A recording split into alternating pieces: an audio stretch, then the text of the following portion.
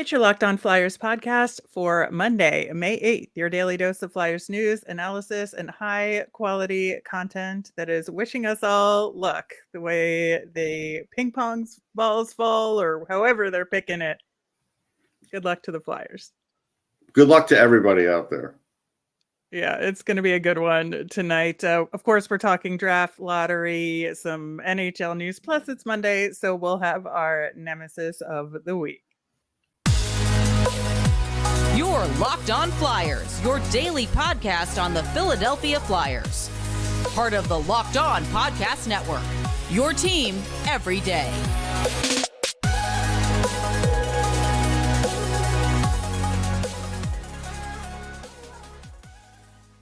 Hey there, thanks for making Locked On Flyers your first listen every day. I am Rachel Donner. You can find me on Twitter at rmiriam. I'm here as always with the brilliant Russ Cohen, who is on Twitter at Sportsology. You can subscribe or follow us for free on YouTube. We're now on the SiriusXM app as well. Anywhere you listen to podcasts, you'll get our latest episode as soon as it's available here on the Locked On Podcast Network, your team every day. Russ, we're still in waiting mode on the Flyers executive search. There's been some rumblings about Doug Wilson coming out of retirement, who was last with the Sharks. But what's the latest word out there? Yeah, the latest word is that, like, Cami Granado's still in it. But when you look at the situation, she would have to get a promotion. And so, like, director of hockey ops is not a promotion. President is. But it's nothing she's ever done before. And there is a certain power base already set up in Philly. So you kind of wonder, would she really uproot her whole life to do that? It's a great chance, yes, but maybe a difficult job. I honestly think that a lot of the big names that were talked about, they'd be here and signed already if it was going to happen. Like, Shiro clearly wants a lot more control, and if the Flyers aren't going to give it to him, which, again, the way the power base is already set up, he's not going to come, and you can't blame him. I mean, he has he's had a lot of standing in this league. The Doug Wilson one is interesting. Like, I've gotten to know him a little bit. I thought he was great with San Jose. He does have ties with some of the Dean Lombardi and such. But the problem is that when he was on the Hall of Fame call, he was really enjoying his retirement, like really enjoying it. Not like just, hey, I'm retired. No. He went out of his way to say, I'm enjoying retirement. So is he really going to come out of retirement for this job to have not a lot of power? I don't think so. I mean, Wilson wasn't in San Jose as long as he was because he just liked it there. He believed in it, and he almost got him a Stanley Cup. He got him there. And I watched him do it, and I covered that cup and spoke to him, and that was a big deal for him. And then, eventually the salary cap does you in because you do everything you can to win the cup. But would he be a great name to have here? Sure. But the problem is, and this is no slight to Danny Briere, but with Danny Briere already installed and him and Torts being thick as thieves, now that next spot is a little bit muted compared to what it would be. So you almost have to go with somebody fairly new, simply because a guy with a big track record isn't really going to want this job, or a person with a big track record isn't really going to want this job because it's going to be it's going to be a little bit of a battle. Yeah, it's a really, I think, just in any executive situation, kind of a backwards way of going about it, that I think the president should have been hired first or solidified first. Even like maybe a couple weeks ago, I had this weird thing in my head that they would either announce Danny Briere as the permanent GM or have some sort of hiring announcement at the draft lottery and have that person be their representative for the draft lottery. But I don't know, man. I mean, it still could happen, but chances are slim, in my opinion, at this point. In retrospect, if it were me, what I would have done was, I don't think it was bad to name Danny the interim, but I would have only have done that if I had the other spot in mind. So this way, Danny's the interim for a week or two, and then that other person comes in. He's been in it so long now, and there's a lot of roots. He's doing a lot of things behind the scenes, and now it makes it a lot tougher. Had they done it at the very beginning, where maybe it was only a week into it, it would be a different feel to it. But now it's a lot different. Yeah, I think so too. In other Flyers news, Scott Laughton was officially named to Team Canada for Men's Worlds. That had been talked about for weeks now, so it was just kind of confirming what we already knew. And right now, there's only 3 teams, I believe, that have their rosters announced. So it's USA, Canada, and I Yeah. think Austria right now have announced their roster. And so we're still waiting on some of the other teams, but we'll obviously track that should any prominent Flyers or Flyers alum or anything be involved in that tournament. It's a At nice the other, vacation for Scott. yeah, yeah, and to represent It's a Canada hockey again, vacation. yeah, Yeah, it's a good thing for him, I it is. think. As far as the Reading Royals go on the other end of continuing hockey action, they are in round 2. We talked about that with Sam Wismer last week on the show. Right now, Newfoundland is up 1 game to nothing on a 3-0 shutout in game 1. Game 2 was last night, but we're recording this before we know the outcome of that game. Game 3 is tomorrow, so we can continue to root on those Royals in the Kelly Cup playoffs in the ECHL. All I As can far tell you is this. And right now, the weather's beautiful here. So I'm assuming in Reading, it's probably going to still be like 65 today. It's 44 in Newfoundland. I don't know how much, I don't know how motivated I would be. I'm going to be honest. All right. As far as some of the NHL awards, the finalists are continuing to be named. Since we last spoke, the Norris nominees came out. Cale Makar, Eric Carlson, Adam Fox. I feel like Eric Carlson is the no-brainer here, but Yeah, he was going to win no matter what. Now, I think it was interesting that Makar was there. I'll reveal I didn't have Makar in my top 5 because I had Josh Morrissey, who I think is, yeah, he had an amazing year. Like, I don't know how you overlook that. And Dougie Hamilton had an amazing year. Makar didn't play, he missed a lot of games. And that was a he did. reason I took him out of it. It's not going to matter. Carlson's going to win. But I just felt like I needed to shine a light on those other guys. That's why I voted that way.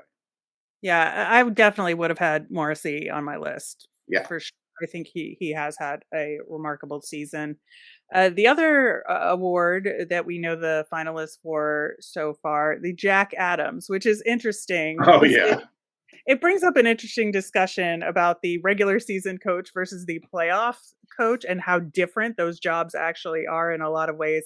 This year we have Lindy Ruff, Dave Haxtell, and Jim Montgomery. And you look at Jim Montgomery and, if you erase the knowledge of the playoffs from your head, you're like, oh, that's a no-brainer right there. Right. But, with that like round 1 exit in the back of your head, you got to think, well, maybe Dave Haxtell or Lindy Ruff really, are the better coaches here. Well, Lindy was this close to getting fired. The fans were chanting for him to be fired. And then they apologized.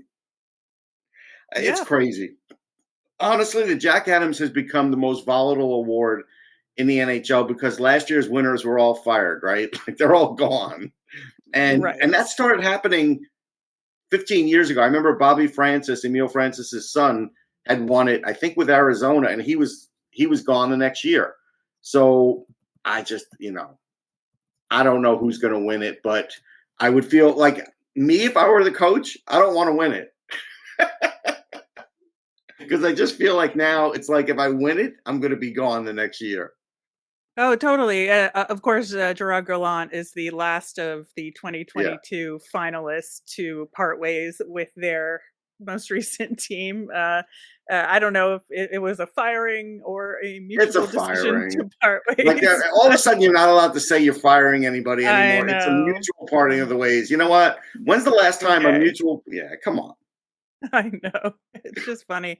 It does, it is a weird scenario here with these coaches of the year and looking at playoff records because it makes me think, well, what kind of coach is John Tortorella? Is he just a regular season coach that can't continue or adjust to the playoffs anymore? Is the game away from him in that way? We don't know because it's been so long.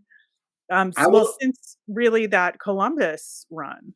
Yeah, I will say this. I didn't cover the Columbus series, but I covered, his Cup win and the Rangers series, a couple of them. He's a really good playoff coach. The issue is he has to have full buy-in from all those players, and there's got to be some warriors that are willing to give up years on their career for them to win, right? And Columbus just didn't have those horses. So just to get into the playoffs was a near miracle for them, and he was never going to go far with Columbus. You could only do so much. Like, again, Right. coaching is one thing, but when you have a talent gap like that, you can only do so much. So if John has the right team, he could go far in any playoffs. I'm convinced of that. But again, the buy-in, the injury factor with guys blocking shots, hey, I know I'm a better offensive player, but now I'm going to play, a complete game for you so we could get to the Cup. All of that has to occur.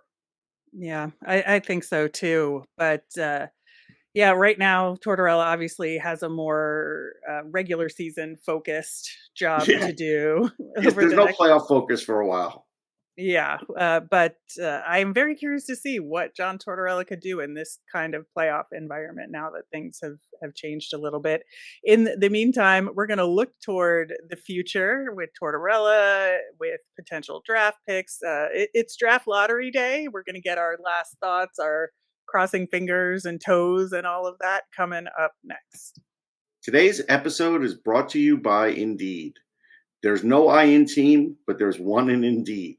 And that's the hiring platform you need to build yours. When you're hiring, you need Indeed. Instead of spending hours on multiple job sites searching for candidates with the right skills, Indeed's powerful hiring platform can help you do it all. We streamline hiring with powerful tools that find you matched candidates. With Instant Match, over 80% of employers get quality candidates whose resume on Indeed matches their job description the moment they sponsor a job, according to the Indeed data US. One of the things I love about Indeed is that it makes hiring all one place so easy. They show you the candidates whose resumes on Indeed fit your description immediately after you post so you could hire faster. Start hiring now with a $75 sponsored job credit to upgrade your post at Indeed.com/lockedon. Offer good for a limited time. Claim your $75 credit now at Indeed.com/lockedon. Indeed.com/lockedon. Terms and conditions apply. Need to hire? You need Indeed. Of course, tonight is the draft lottery. We went into like the history of the draft lottery and all of that last week. Go back and listen if you haven't. On tomorrow's show, we will have our draft lottery reaction. And later in the week for everydayers, we've got a trade, don't trade running through some of the kind of borderline guys on the roster, which we will have to address in this off season as well. Russ, I've been mostly level-headed, I think, about this upcoming draft lottery and just kind of assuming that the Flyers. You haven't dreamed about the lottery at all? No, this is where I'm going, is that like I really have just felt in my bones that the Flyers were going to pick at 8, that they were going to drop down one because somebody was going to move up, and that's just what it's going to be. And if I think any different, that's just like pie in the sky hopes that are just good. Like, I don't want the disappointment. Is really the last like 24 hours or so, the hope has started to drift in a little bit. Well, like, why not us? Why not the Flyers? And there are many reasons why not the Flyers. And the statistical percentages is the majority of that thought process. But where are you at with the draft lottery tonight? The only thing I could say is the team that I have not seen come up more than once on any of these tankathons is Montreal. So I don't think he's going to Montreal. Okay. We just did one on Off the Post, and Vancouver won, and the Flyers moved down as a result because Vancouver moved up the 10 spots. Yep. Like, that was the other thing. Jordan Hall wrote about what we talked about the other day, and somebody had asked on Twitter about the math, how I said the third spot. I said, no, I corrected myself. I said the second. I said that was my bad math because moving up 10 spots, Ottawa wasn't going to be able to get, the first pick, but they could get the second pick. But just blame my math. Don't blame, Rachel had the right information. So if that's what you took from me, I thought I corrected myself. But that's the thing. It just seems like there will be teams with a miracle move up and the Flyers dropping down. I don't know why it feels that way, but I've seen that scenario happen more than a few times to make me think it's possible. But listen, every bad team in my estimation needs Bedard. Like, I just feel like they all deserve him because they're bad. And that's where I got to that whole 5 thing the other day. And that's what the lottery used to be like.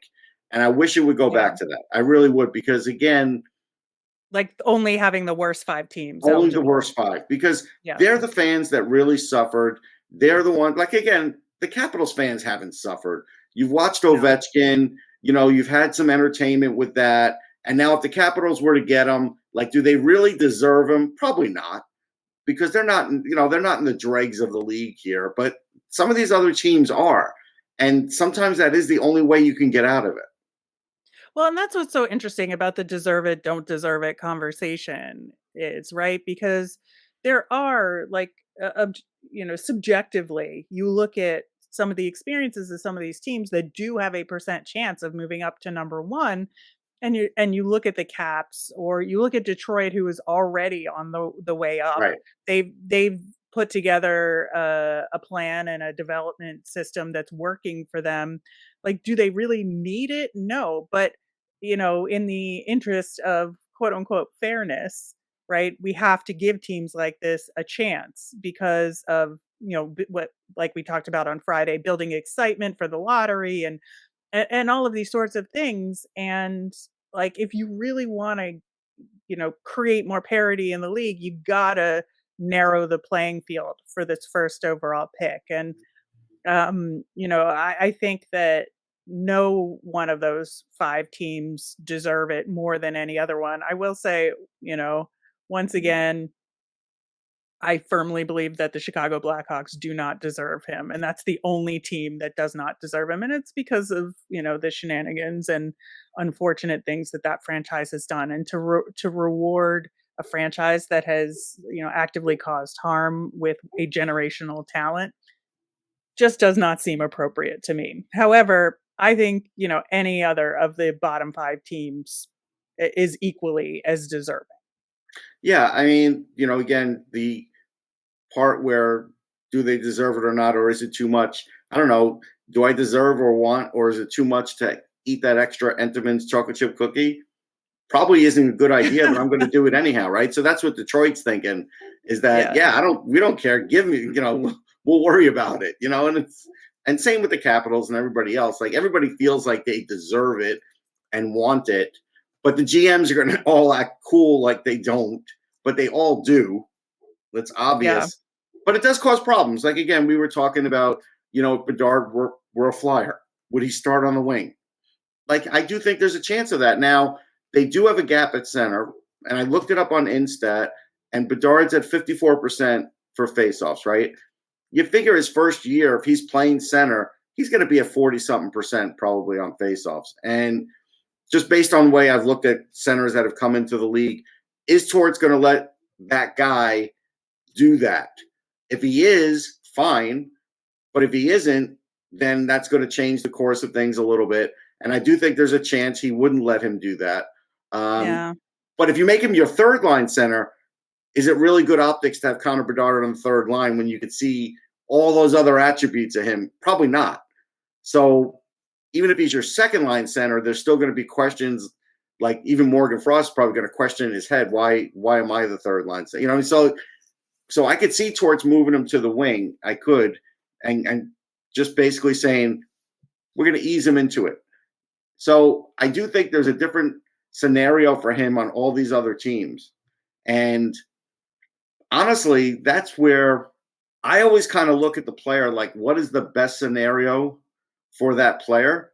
And believe it or not, Vancouver is one of the best scenarios. Now, he is playing close to home. The power play would be great for him. He'd be on the power play with Hughes and Pedersen and maybe Besser. And, like, that's where he would score his most points, is with Vancouver. He would score Vancouver or Washington. He would score his most points. I feel like he can go 60 to 70 points with those other teams. And I feel like if he comes to Philly, it's probably 50 or less based on the other other ways, the way the coach plays, the talent gap, those kinds of things too. So we also have to think about that. You don't as a fan. Me as a host, I do though, because I want to see the best Connor Bedard I could see, because I want the Yeah. sport to go forward. I want him to be on all the ESPN highlights. And so that's what I am rooting for. Well, so that's an interesting conversation to have, because you look at Connor McDavid, right? Generational talent, plays on a Canadian team. How often do the Oilers get US national broadcasts? They don't, but McDavid gets a lot of attention. Everybody in the US knows who he is. Now, I do think since ESPN has come on, they have gotten a lot more US attention. I think that was a big failure of NBC. They always wanted the regional stuff, and so they showed him once a year maybe. That has changed though. So I think with Bedard, it would change things too. Yeah, I think so too. Well, all of this is kind of coming to a head tonight, and it's Monday, and we will have All of on a course. Monday. It should be on like a Friday.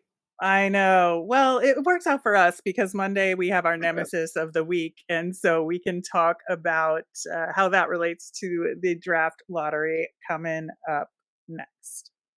Looking for a delicious treat but don't want all the fat and calories? Then you gotta try a Built Bar. I know my goal has been to eat a little healthier, but I don't want to compromise on taste. And if you're like me, Built is just the thing for you. With Built, healthy is actually tasty, and they are all covered in 100% real chocolate, which is delicious. And it's especially good on their flavors like churro, peanut butter brownie, and coconut almond.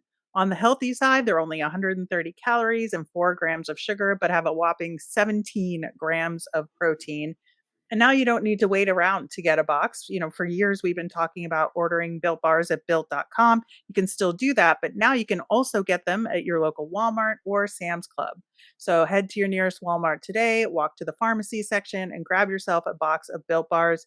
You can pick up a 4-bar box of cookies and cream, double chocolate, or coconut puffs. And if you're close to Sam's Club, you can get a 13-bar box with our hip flavors, brownie batter and churro. You can thank me later. All right. So if you are newer to Locked On Flyers, you may not know each and every Monday we look at the world of hockey around us and the world of the Flyers and say, who or what is our nemesis this week? Who is bothering us? What's coming up this week that really, has us creating enemies, false or real, in our heads. And last week, we talked about a little bit about draft lottery jitters, but also, the discourse over, having the Leafs make it to the second round, and all of that, and how, not having the Leafs to dump on anymore, is that a good thing or a bad thing? This week, of course, for me, it's more draft lottery oriented. And, in the scenario where the Flyers do not get the number 1 overall pick, or number 2 for that matter, I think, which again, the most likely scenario. So that's what I'm expecting. The gloating of the fan base who does get the Bedard pick. I can't imagine what some of these different fan bases are gonna be like. I do think some of them could be humble about it or just excited in a really pure way. To me, that's like the Sharks fans, right? Or the Ducks fans who I think, thought things were going in a better direction after getting Zegras and a couple other young guys, that just hasn't quite solidified yet to move them out of the basement. And I think that would be great for them. But again, like a team like the Caps winning, you're just like, no, like they're going to be insufferable about it. Yeah, my nemesis is going to be a lot of the awful player takes and draft takes that will come out of this. Not Bedard, it'll be for the ensuing spots. Because basically Monday night, Tuesday morning, even if you haven't covered the draft, even if you haven't looked at it, even if you haven't watched a lot of the players, you're still going to write about it. And I'm just going to try and stay away from all these other takes because I don't want it to raise my blood pressure. I just want to enjoy the Bedard pick and then continue on my draft quest to Nashville and like with elite prospects, we just had a 2.5 hour meeting about the entire draft. We're like 100-something players deep, and Love so it. it's like, but I'm just saying, but like I know come Tuesday there's going to be a lot of novice takes, and you're entitled to them, but I'm just going to try and stay away from them. That's all. Yeah, I think that's perfectly reasonable. I do want to, wrap up the conversation before our last thoughts on tonight's draft lottery and, the whole deserve it, not deserve it conversation. Charlie O'Connor was part of a panel in The Athletic where he covers the Flyers, where each of the eligible teams writers got to pitch like why their team deserves it, and he really solidified the torture that a lot of Flyers fans have been through, and why we deserve it. And I'm like, yes, we do deserve this. And so he runs through the entire list, starting with the Nolan Patrick, concussion history, Oscar Lindblom's cancer diagnosis. He misses a season, and it just like leads to things not working out for him with the Flyers. COVID cut short, a really strong run that the Flyers were on. And then the bubble thing was a mess. Matt Niskanen retiring, the Ryan Ellis injury, the Kevin Hayes surgeries, Sean Couturier's injuries, Joel Farabee and Cam Atkinson being out, the Ivan Fedotov situation. There's so many things that have gone wrong for the Flyers over the past several years. So, after all that, you got to say, why not us, Russ? Why not Sure. us? I mean, that's fair. There's been a lot of trials and tribulations. There's been self-inflicted things too that weren't probably listed in that article, and that's fair. You're Very trying to true. give the best case, worst case scenario why you deserve it. I get it, but a lot of teams go through a lot of stuff too. So, Oh, sure. I mean, and you look that at the man games lost on Columbus over the past couple of years. It's brutal. brutal. It's brutal. I mean, think about Johnny Gaudreau. He went there because he thought they'd be a good team, and they weren't good 2 weeks into it. Entirely broken. The whole team was broken. Yeah. So, like, that's why. And look, and Connor Bedard, most likely, if he goes to a bad team, doesn't make them good instantly. I think we've learned that from Connor McDavid and the Oilers. Correct. But it does give the fan base a reason to think that in a couple of years you can get good, and that's what it does. It brings hope. So, I know we're on a Flyer show, but I could wish a lot of hope for a lot of different fan bases too, and that's really, like, I get it. I want people to enjoy the sport, but yeah, the Flyers deserve it just like any other team does that's in their position. Any bad team deserves him. That is my take.